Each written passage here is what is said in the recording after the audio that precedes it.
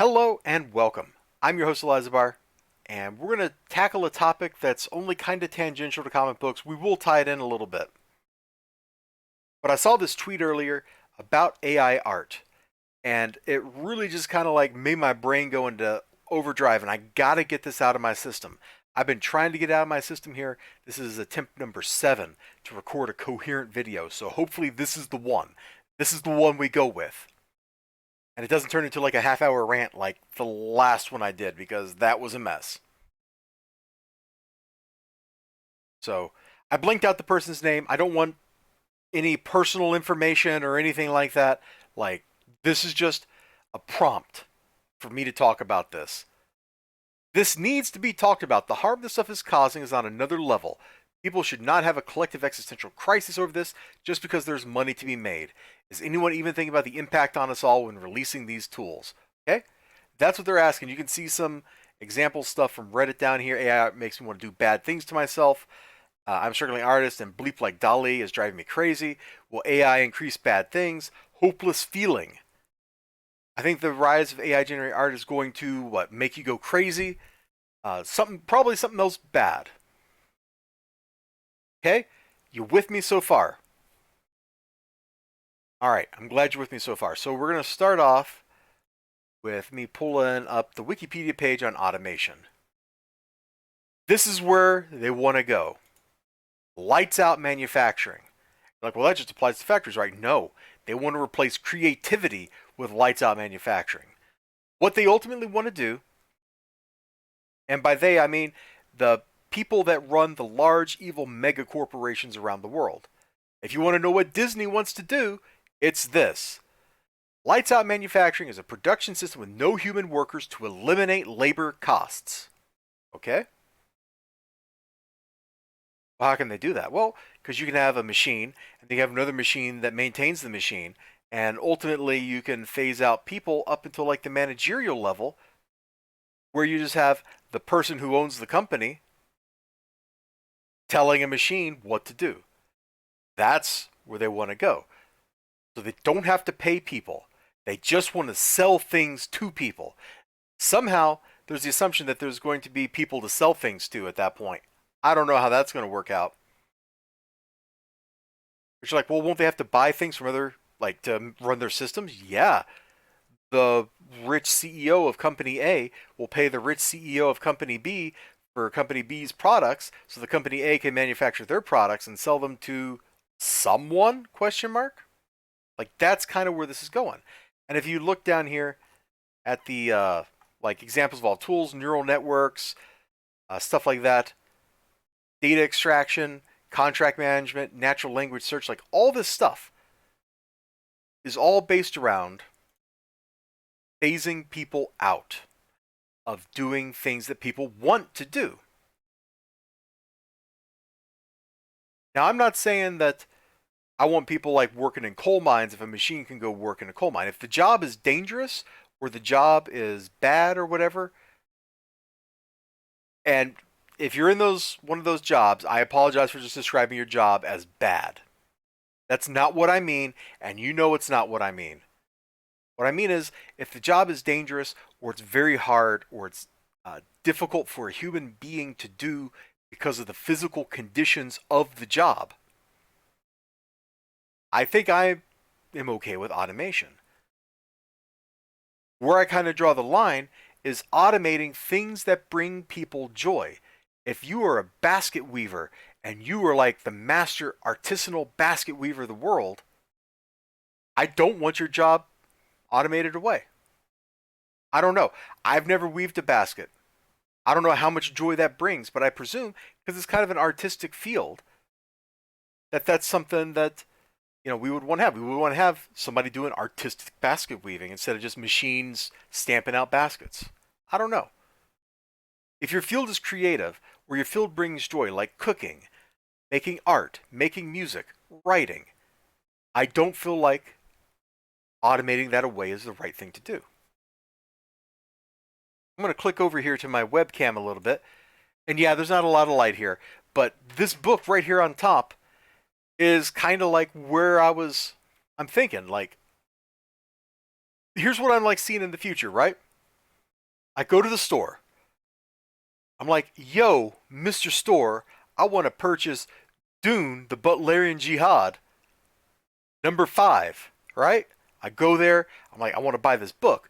Well, this is the year 2027 or something, and now all comic books from Marvel, Boom, DC, and every other major publisher are fully automated products.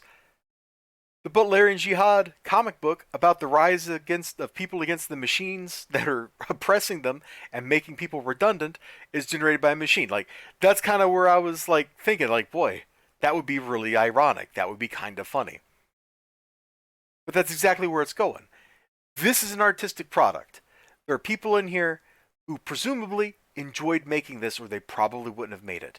They wouldn't have come in here and they wouldn't have done some of the really cool art. And I apologize for the lack of light, but it's late at night and I don't want my eyes to get all funky with too much light, you know? They wouldn't have written all this text. They wouldn't have drawn all this art if they didn't want to. If they didn't find value in doing that. And they're going to be like, yeah, but coal miners probably find value in doing that. Okay, you're right. And if I'm honest, I don't want to take away their jobs. I would like to make their jobs more convenient and safer for them. I believe that the purpose, the ultimate purpose of technology of any sort, whether we're talking about things that are like automation or tools to make things better for the workers, anything like that, the purpose of technology is to serve the people. And I'm not talking about the dude who runs evil mega corporation A. I'm not talking about him. I don't want his life to get any more convenient because he already lives in the kind of luxury that, you know, Xerxes couldn't imagine, that Pharaoh couldn't imagine. He lives in such luxury that his life is as disconnected from mine as mine is from people that lived 4,000 years ago.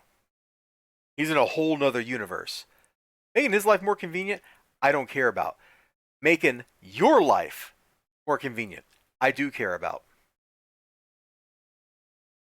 I know there's all kinds of ethical concerns around the AI data sets and that kind of stuff. I get it.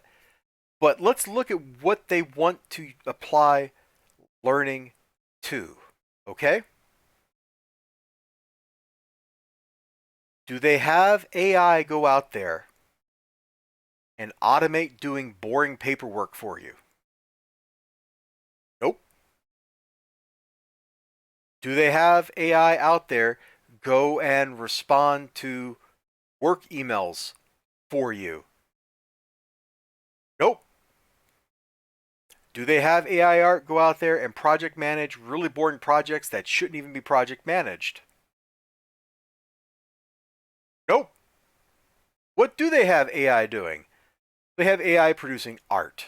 They have AI producing writing.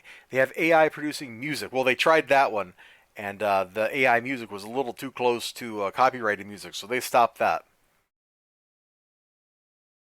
One of the first areas, and it's not a particularly creative endeavor. I know I've been like harping on the creativity and beauty and stuff, but it's the gateway into that kind of world is copywriting.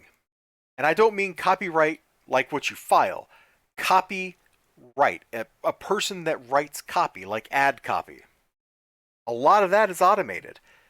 I think it was about between 10 and 15 years ago that financial news services stopped having people write articles about financial news.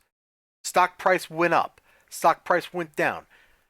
Those things became automated articles. So the websites would just generate, they would see numbers, they would generate an article based on those numbers and post it. No human being looked at the data, no human being looked at the article, no human being wrote the article. It was all just a machine generated thing.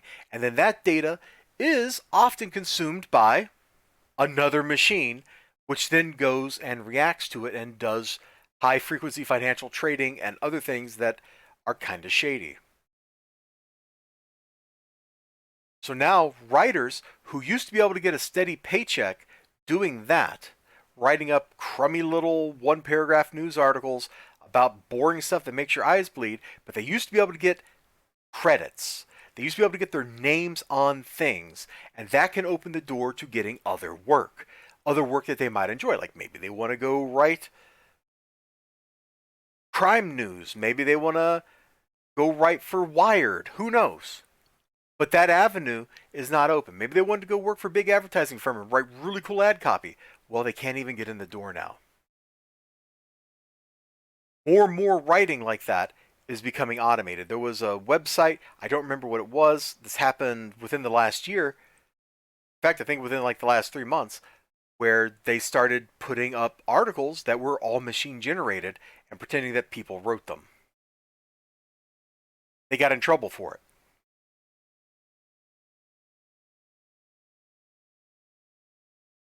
There's more and more stuff like that happening. There's more and more stuff like that coming. And I don't know where it's going. I don't know what the effects of all this are going to be.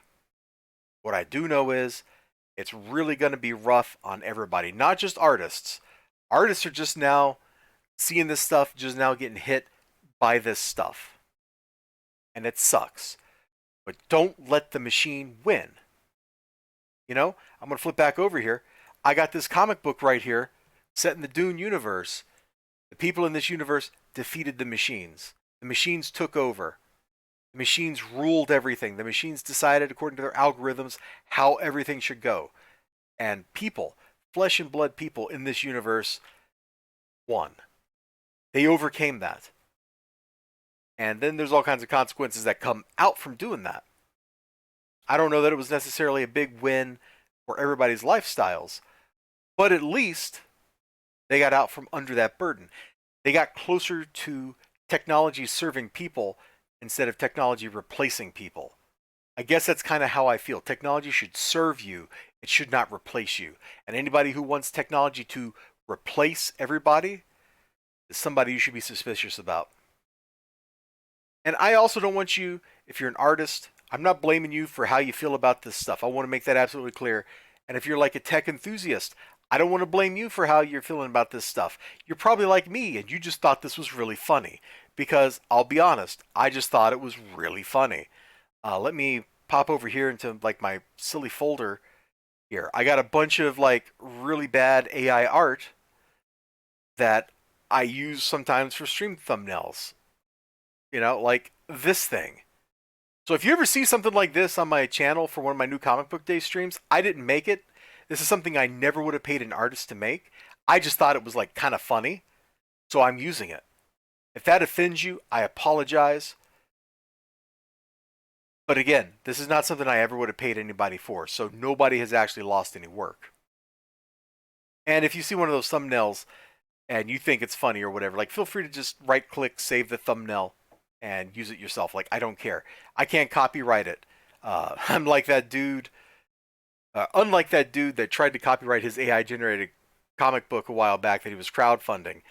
Number one, he couldn't copyright it. And number two, I think his campaign got removed off of Kickstarter or wherever it was. The funniest possible result for us. For him, that's kind of tragic. What else are they automating? Well, right now, there was a magazine maybe a month ago that closed its fiction submissions because they were getting bombarded by AI written stuff. I don't want you to blame like the generic tech bro for things like that because that's not really what they're doing. I mean, sure, there's probably like some weird group. I think they're mostly like trolling people, but there's like definitely like a contingent out there that goes, "Hey, I can now replace artists." Like that's sick. Don't be like that. Don't replace other people. But I think like a lot of tech bros are just like me. They're like, "Hey, this is kind of fun to play with." Because I've generated some really interesting things.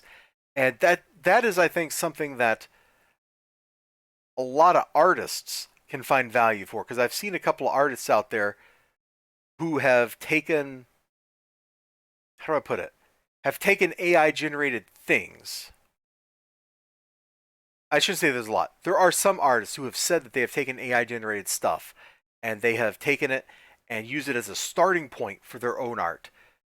So they're not trying to sell a finished product. And there are definitely some scammers out there on Twitter who are selling AI generated junk as actual pieces of art that they've generated. Don't be one of those people. That's unethical. But there are some artists who've said that, hey, using AI has given me like a starting point, and then that person can then go explore where that starting point takes them, can go explore the thoughts and ideas that come about from that starting point. And I think that's probably an ethical use of AI. Because it's not replacing the artist, it's giving him a tool he can use. All right, I'm just going to shut up at this point. I have rambled a good bit, but I hope I've kind of come across, my perspective, which is I believe technology needs to serve people and make their lives better. Let people become more creative. Let people find more joy in their lives, not replace those people. If I could get like a AI out there that would fill my paperwork out correctly all the time for me, that'd be really cool. Can we get on that, tech guys? Can we reduce the drudgery of the world just a little bit? Probably not, because there's no money in that. Where there is money is in replacing people with free things. And if you're an artist, don't let them do that to you. But also don't freak out a lot. If you want to preserve your role as an artist, you just gotta do it. You gotta be tenacious. And you gotta win allies. Alright, I'm shutting up now. You all take care of yourselves. I know this is like way out of my topic, like stuff I usually talk about, because this doesn't directly connect to comic books, and that's really what Comic Chat is all about. But hey, here you go. You all take care of yourselves. You have a great one, and bye-bye.